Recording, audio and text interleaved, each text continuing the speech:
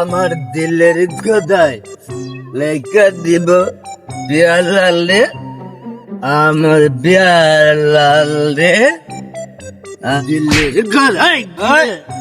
কিরে নেশা সুস্থ হয়ে কি কিছু দেওয়াস না দেখা গাছ? আরে আমার বউ বাদ কি করে দিছে? তোর বউ কি বলছে এটা আমার জিজ্ঞেস করছেন? আমার বউটা তুই নিয়ে যা, নিয়ে যা। বউ নিয়ে যেতাম আমি।